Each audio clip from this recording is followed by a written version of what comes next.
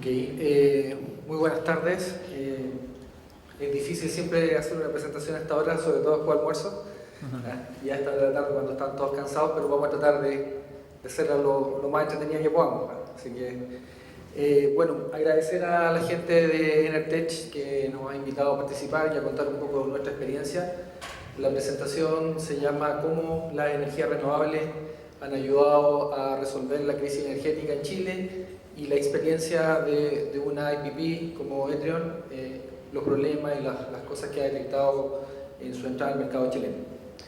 Primero, quiero contarles un poco qué es Etrion Corporation, cuáles son los proyectos que tiene, y después vamos a ir a hacer un poco de historia de la crisis y cuál es la visión que nosotros tenemos de lo que está pasando. Bueno, Etrion Corporation es una compañía, una IPP, que pertenece a un grupo minero que se llama el Grupo Minero Lundin, que acaba de entrar al mercado chileno comprando la mina Candelaria. Este grupo tiene este brazo energético que se llama Etrion y que está en el mercado de las energías renovables con una operación global. Etrion partió sus operaciones en Europa, tiene actualmente 17 plantas fotovoltaicas funcionando en Italia.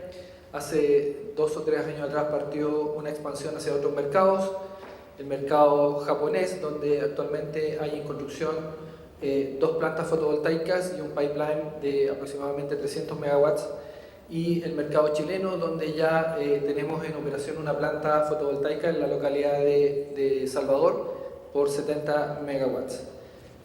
También el año pasado abrimos una oficina en Miami para estudiar las opciones del mercado eléctrico latinoamericano y norteamericano.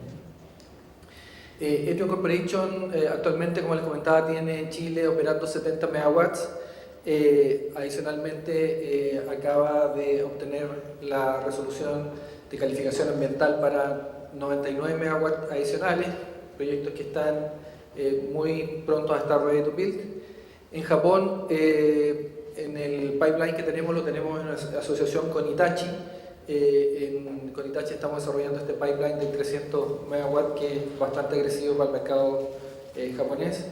En Chile entramos en asociación en el proyecto que tenemos funcionando con la compañía Total. Siempre nos gusta asociarnos con muy buenas compañías, con compañías que nos pueden agregar valor y que podamos dar una mejor solución. Aquí hay una descripción de los proyectos que Etrion tiene en Chile. El primero es Salvador, 170 megawatts, que está en operación. Después tenemos un proyecto aprobado en Las Luces de 27 megawatts que está en el límite de la segunda y la tercera región. Después tenemos 3 proyectos adicionales aprobados en la zona de Antofagasta, proyectos Agua Blanca 2A, 2B y 2C. En total, esperamos, ojalá el próximo año ya tener bastante avanzados lo que son estos proyectos y ojalá en operación todo este pipeline. Adicionalmente, estamos buscando nuevos proyectos Greenfield para también incrementar nuestro pipeline en Chile. Estas son imágenes del proyecto Salvador que tenemos en operación y que ya está conectado al sistema, está entregando energía. La conexión se hizo en noviembre, el proyecto es de 70 megawatts. La producción estimada de este proyecto es de 210 gigawatts hora año. La energía equivalente que produce este proyecto es la de 70.000 hogares en Chile. El terreno que se usó para la construcción de este proyecto son 138 hectáreas y tiene una vida útil de 30 años. El proyecto se conecta a la línea de Codelco que se conecta entre Diego Almagro y la mina Codelco Salvador, a la línea 110 Llanta, e inyecta básicamente en la barra de Diego Almagro. Aquí hay algunas imágenes del parque ya terminado y de la ceremonia de inauguración del parque. Esto fue en el mes de enero de este año. Bueno, antes de hablar cómo las energías renovables han ayudado a resolver la crisis energética, hay que contar un poco la historia y para entender cuál era la dinámica del mercado antes de que se viniera este boom de las renovables en Chile. En el año 2004 había un parque de generación específicamente que estaba distribuido entre energía hidráulica y energía de gas natural en el SIC, y en el norte carbón y GNL.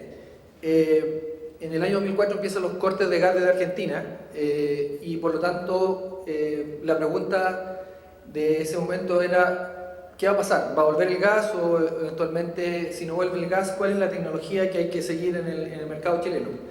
A esa fecha nadie hablaba de energía renovable no convencional, los proyectos renovables de los que se hablaba eran básicamente centrales hidráulicas. Y el proyecto hidráulico que estaba de moda en esa fecha era el proyecto RALCO, que era un proyecto que enfrentó una gran oposición ambiental.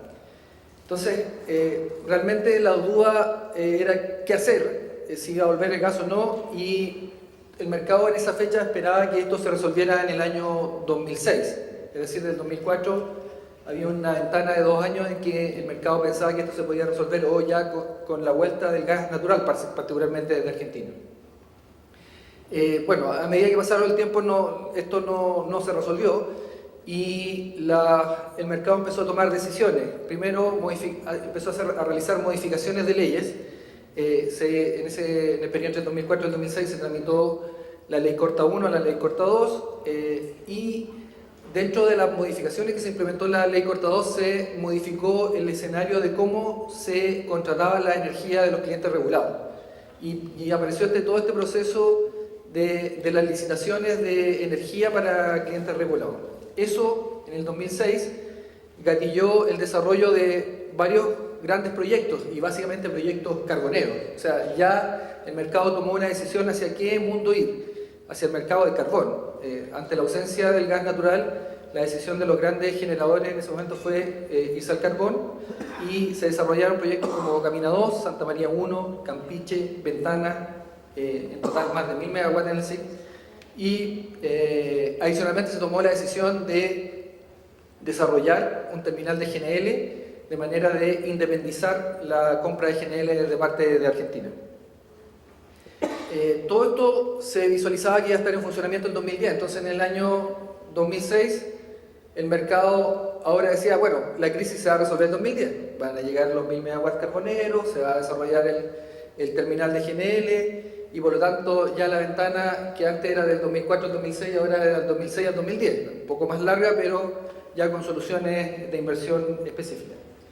En ese periodo, para enfrentar las contingencias que tenía el mercado y por los plazos que tenían estos grandes proyectos, el sistema se empieza a instalar diésel, o sea, que son muy rápidas de construir, que eran unidades que en general tenían menor oposición ambiental y por lo tanto se construyen muchos proyectos diésel, lo que hace que los picos de demanda del sistema los empiecen a dar estas centrales diésel y a afectar directamente los precios del mercado, subiendo los precios de los costos marginales.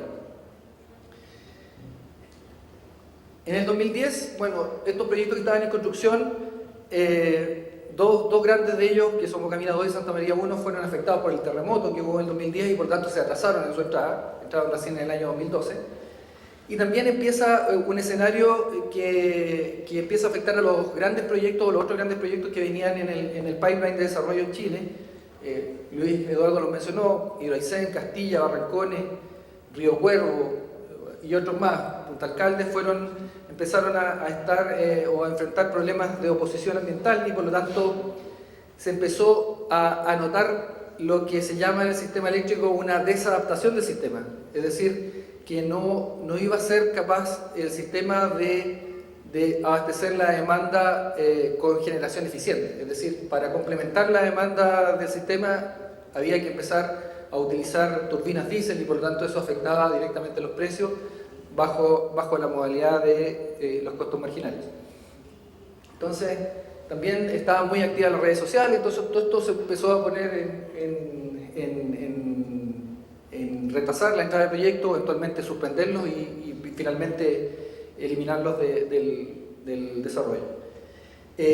También empezó a pasar una cosa que es que estos grandes proyectos, al tener oposición, a la gente estar mirándolos con mayor atención, los obligaron a ser mucho más cuidadosos en su desarrollo y mucho más verdes, entre comillas, en su desarrollo. Por lo tanto, ya los proyectos carboneros que pensaban que podían desarrollarse con cierta tecnología tuvieron que modificarse hacia tecnologías de mucho mejores desde el punto de vista de abatimiento de emisiones y por lo tanto fueron encareciendo sus CAPEX y empezó a pasar una cosa específica, que los precios de largo plazo asociados a proyectos empezaron a crecer.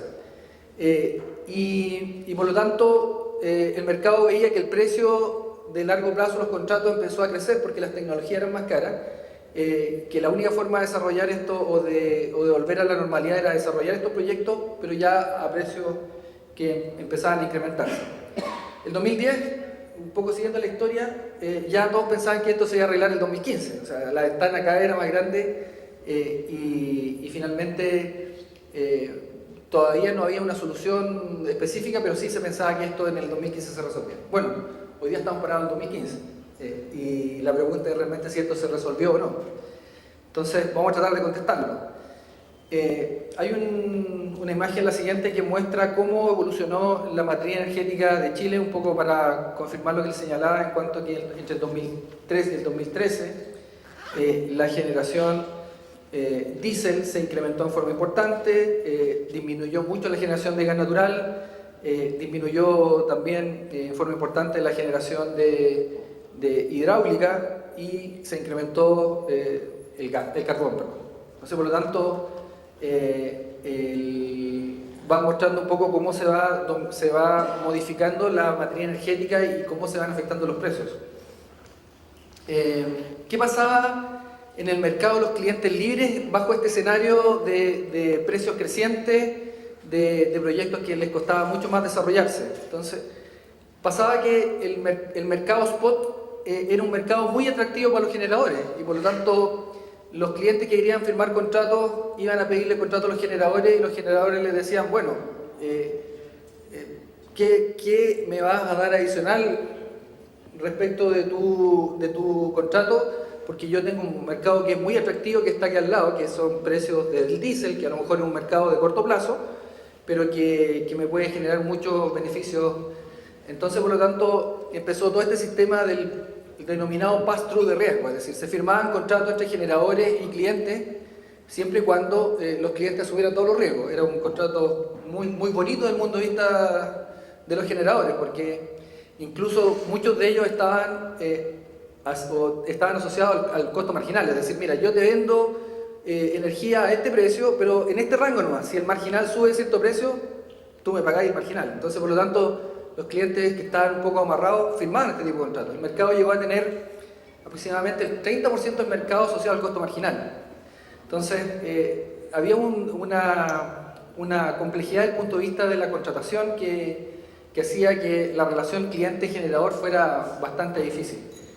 Los contratos también empezaron a cambiar de contratos de largo plazo a corto plazo, es decir, se firmaban contratos cortos porque los clientes no querían estar en contratos largos porque querían que la situación se resolviera y no quedar siempre con una estructura de precios altos. Entonces se empezaron a firmar contratos cortos. Habían ciertos problemas de transmisión en ese momento, pero los generadores los miraban como problemas interesantes desde el punto de vista de que habían sectores en el sistema que ofrecían precios muy altos y que podrían generar una oportunidad, que si ellos se instalaban en esa zona podían captar ese margen en forma importante y por lo menos hasta que se resolvieran estos problemas de transmisión. Y en paralelo los clientes tenían bastante confianza de las energías renovables porque había el estigma de que eran energías caras y por lo tanto se visualizaban como energías que eran intermitentes, pero que también eran caras. Entonces decían, bueno, ¿para qué yo voy a meterme en este mercado que finalmente no me aporta nada hacia los clientes? Y había un desconocimiento, porque si ustedes miran el gráfico que está puesto ahí en la presentación, realmente ya en el año 2010 los precios, por ejemplo, de la tecnología solar ya eran bastante competitivos. En el año 2010, hablar de $1.400 por kilowatt, la construcción de un panel fotovoltaico o de un proyecto fotovoltaico era un precio que ya para esa fecha era muy interesante. Entonces, esto ha seguido evolucionando y hoy día hay precios que son mucho más competitivos aún. Pero ya en esa fecha, en el 2010, ya se estaba hablando en el mercado, por ejemplo, del carbón y con todo el incremento de los CAPEX en torno a los $2.500 el kilowatt. Entonces, hablar de solar en 1.400 era una cosa súper interesante. Por lo tanto, empezó esta desconfianza que estaba en el mundo, en el mercado de los clientes, por un lado, donde los generadores les traspasaban todos los riesgos, les cobraban caro, y segundo, no había muchas alternativas, daba un escenario específico que hacía que la situación de los clientes de largo plazo fuera bastante compleja.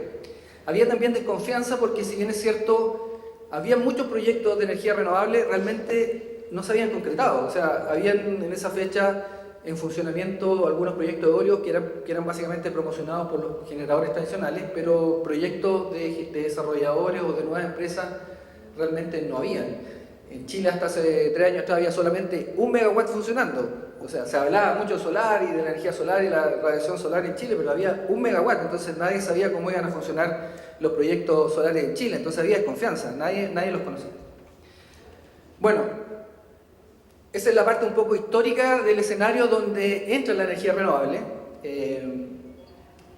Entran básicamente en el mercado porque hay una fuerte caída de precios de los costos de la tecnología, porque hay espacios dentro del mercado para empezar a tomar posiciones, porque empresas con conocimiento y con know-how de desarrollo de proyectos empiezan a instalarse en Chile y a empezar a competir por contratos. Y bueno, se produce lo que un amigo siempre me llama un tsunami de energía renovable, un tsunami que nosotros lo conocemos súper bien en diferentes ámbitos, de que hay un tsunami de energía renovable, un tsunami solar, un tsunami eólico. Y bueno, se dan situaciones como que a la fecha, hoy esta es una estadística que tenemos actualizada de abril, hay 516 megawatts en operación en solar y ya hay 892 megawatts en operación en eólico. ¿De qué estamos hablando acá? Porque a lo mejor esto puede ser una cifra no muy relevante, pero en un sistema como el chileno, que entre el SIC y el SINC tiene 9.000 megawatts, esto es una cantidad gigantesca de energía renovable. O sea, lo que hay aquí es que entre el 2010 y esta fecha se han instalado más del 10% o casi el 15% de la capacidad instalada que tiene el sistema o ambos sistemas en Chile, y eso es mucho. Hoy día la generación de energía de estos proyectos renovables está llegando al 10% de la energía anual, y eso también es una cantidad de energía importante, porque si se acuerdan, la meta es llegar a un 20% en el año 2025 y ya en el 2015 tenemos un 10%. Entonces hay un incentivo importante al desarrollo y por lo tanto las energías renovables realmente están tomando posición y seguramente esta posición va a ser de muy largo plazo. Todo esto motivado por diferentes cosas, el escenario de clientes que les mencionaba, porque hay una agenda también energética del gobierno que ha dado ciertas potencialidades o apuntado hacia la energía renovable, dándole espacio. Ahí están todas las modificaciones que se han hecho en el proceso de distribución o de licitación de empresas distribuidoras.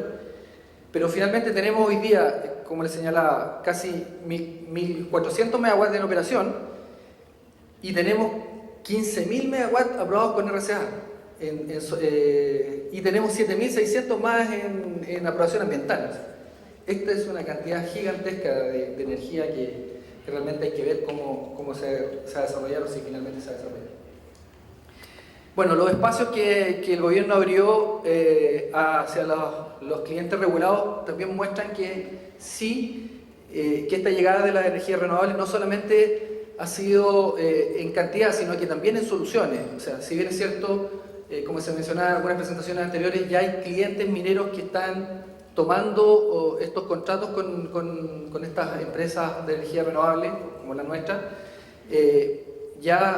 También hay un conocimiento ya mejor de la tecnología, hay un conocimiento de cómo funciona, cómo se integra a los consumos y por lo tanto la factibilidad de tener proyectos operando y que los clientes los puedan ver en operación ayuda mucho a la confianza que ellos tienen, porque finalmente tienen que depositar su confianza en un proyecto que les da una solución. Si uno mira cuáles fueron los resultados de las licitaciones recientes de diciembre del 2014, bueno, lo primero es que claramente hubo una mayor competencia respecto de lo que venía haciendo las licitaciones antes de que participara la renovable. Cuando uno ve o se centra básicamente cuál fue el precio que las energías convencionales adjudicaron, el precio promedio en que se adjudicaron los bloques de energías convencionales está en torno al $110 por megawatt hora. También hubo una competencia en los bloques continuos por parte de empresas renovables cuyo precio fue de $100 en promedio, es decir, un 10% más barato que las energías convencionales. O sea, hoy día las renovables le están peleando los bloques continuos a las energías convencionales. Cuando uno integra todo lo que es renovable en el proceso de licitación, el promedio de ventas fue de $96, es decir, un 13% menos que lo que son las ofertas de energías convencionales. El resultado general es que la licitación se adjudicó en promedio $107, lo que es un 17% menos que lo que fue la licitación anterior, que fue a $129 por megawatt hora. Entonces, por lo tanto, la conclusión es que las energías renovables sí están ayudando a la solución, están ayudando con soluciones de energía a largo plazo, competitiva en precio, y básicamente están tomando su espacio. Pero todo esto tiene una historia bonita que esta, pero también tiene una historia compleja de lo que uno ve, o sea, del aprendizaje que uno tiene en el mercado. Y por ejemplo, una de las cosas que ha detectado uno cuando se junta con desarrolladores eventualmente que tienen proyectos es, primero, bueno, hay que conocer el mercado bien para poder interactuar y promover soluciones que realmente tengan sentido. Y en función de eso, una de las cosas es determinar bien cuáles van a ser los flujos de los proyectos. Y lo primero que uno se da cuenta es que de repente uno se encuentra con desarrolladores o gente que está promoviendo ciertos proyectos que llega con precios, oye, los proyectos son súper buenos, van a vender su energía a $120 parejo en los próximos 15, 20 años, pero resulta que hay una falacia detrás de eso, porque cuando uno va, por ejemplo, a un proyecto solar y ve cuáles son los precios que se dan cuando está produciendo el proyecto, que es decir, el precio que es relevante para el proyecto, estos $120 se componen de generar a $180 con diésel en cierta hora de la noche, donde el proyecto no está funcionando, y de generar, no sé, a $60 en el día cuando sí los proyectos solares están funcionando. Entonces, ese tipo de cosas que son básicamente las que hoy día uno empieza a ver de la gente que está promoviendo ciertos proyectos, uno lo hace entender muchas cosas que, por ejemplo, como las que vamos a mirar más adelante. Vamos a ir quedando en la mina. La velocidad, lo otro que afecta son la velocidad de nuevos desarrollos. O sea, hoy día, antes los proyectos se desarrollaban en 4 o 5 años los grandes proyectos, hoy día los proyectos solares y eólicos en 18 meses, desde que entra su evaluación ambiental hasta que están construidos pueden estar funcionando. Entonces, por lo tanto, hay mucha incertidumbre respecto a los precios. O sea, cuáles son los precios reales que van a afectar los flujos del proyecto. Y finalmente, las capacidades de transmisión. Las capacidades de transmisión son realmente hoy día un cuello de botella que hace que, o una barrera de entrada para el desarrollo de nuevos proyectos. Los sistemas o las normas que hay hoy día para desarrollar proyectos de transmisión son complejas desde el punto de vista de que hay que hacer toda una tramitación pensando en inversiones a 4 años y realmente los desarrollos hoy día van mucho más rápido que la transmisión porque siempre la transmisión se ha hecho ajustada a desarrollos que tienen otra temporalidad y por lo tanto hay que adaptar todo lo que se llama la transmisión. Aquí había un pequeño resumen de lo que está pasando y lo voy a pasar muy rápido, pero por ejemplo en la zona de Diego Almagro hoy día hay 160 megawatts operando, hay 170 megawatts en construcción solares y hay un proyecto eólico de 100 megawatts, o sea en total tenemos más de 350 y 450 megawatts para esa barra, donde la demanda en esa barra es 130. Entonces, por lo tanto, hay que transportar 300, pero las líneas tienen 200 de capacidad. Y si te pasa a la siguiente barra, que es la barra de Carrera Pinto, hay 230 megawatts en construcción y los consumos en Carrera Pinto son 25. Entonces, al final, se está produciendo un cuello de botella que es imposible porque físicamente no da. Entonces, hay también que tener una cierta racionalidad del desarrollo. O sea, no se puede conectar cualquier cosa en cualquier barra. Hay que hacer un desarrollo que tenga cierta gradualidad, porque si no se transforma en un kamikaze que finalmente se instala en una zona y finalmente se afecta el mismo y afecta a los demás. Hay un tema ahí de la racionalidad, cómo se desarrolla. Bueno, para terminar, los desafíos que vienen son, obviamente, resolver los temas de transmisión. Las conexiones eléctricas con las empresas distribuidoras también siempre son una discusión difícil. Las evaluaciones ambientales a veces te obligan a hacer proyectos integrados porque si no te acusan que lo estás subdividiendo, pero realmente Si lo haces separado, te dicen no, realmente estás haciendo dos proyectos, son el mismo, tienes que hacer una cosa distinta. Pero a veces está pasando que, por ejemplo, dos proyectos que pueden ser eficientes y utilizar una misma subestación eléctrica, realmente para que no haya un problema ambiental, te obligan a hacer dos subestaciones distintas. Entonces eso encarece los proyectos, lo hace más ineficiente y adicionalmente tiene más impacto ambiental. Entonces ese tipo de cosas se necesita cierta flexibilidad. La flexibilidad en el parque de generación también. Se necesita una flexibilidad. Se habla de que las renovables están afectando desde el punto de vista operacional por la subida y bajada de las centrales, pero también tiene que haber una adaptación del parque. O sea, aquí estamos integrando una tecnología que está mostrando ser competitiva, pero el parque tiene que adaptarse también y por lo tanto hay que desarrollar proyectos hidráulicos, hay que desarrollar proyectos de GNL que tienen más flexibilidad que lo que son los parques, por ejemplo, carboneros. Y se viene todo lo que es el almacenamiento. El almacenamiento necesita o necesariamente requiere modificaciones legales y know-how que permita adelantar el almacenamiento, porque este país, si tiene almacenamiento, bueno, va a ser realmente un cambio estructural gigante en el mercado y por lo tanto Chile va a tener un potencial gigantesco que es todo ese potencial eólico y solar que tiene, ocuparlo diversificadamente dentro de las horas del día con el almacenamiento. Por lo tanto, las leyes tienen que adaptarse hacia esa área.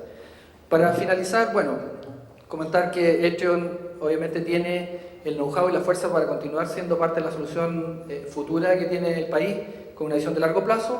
La compañía llegó para quedarse en Chile y yo creo que las renovables también llegaron para quedarse en Chile.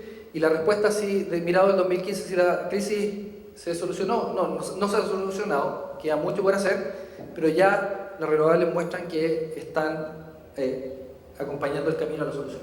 Muchas gracias.